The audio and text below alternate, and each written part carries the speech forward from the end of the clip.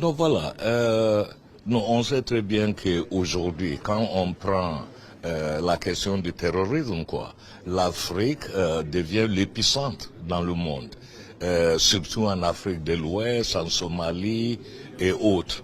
Et on sait aussi que la Russie œuvre beaucoup avec les pays impactés par le terrorisme, comme le Mali, comme le Burkina, comme le Niger et les autres Et on sait aussi que historiquement, la Russie a toujours soutenu la lutte des Africains, ou bien pour la libération, l'indépendance et tout ça. Alors, c'est une continuité.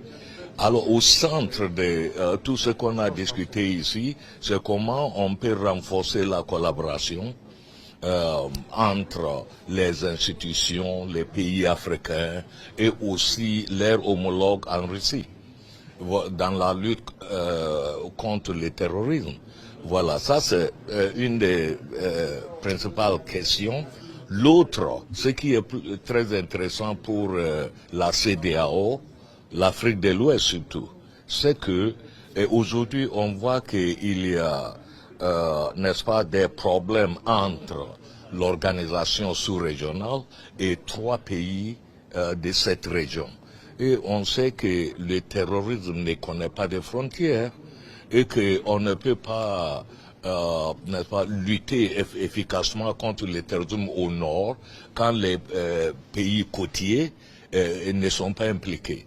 Alors c'est comment la Russie aussi peut, n'est-ce pas, faciliter ce dialogue entre l'organisation et les pays qui ont décidé de quitter l'organisation comme telle.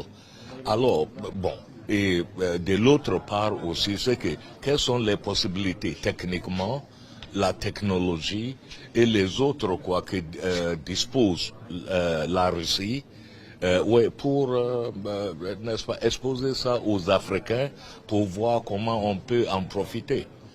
Voilà, grosso modo, voilà ce qu'on vient de discuter aujourd'hui.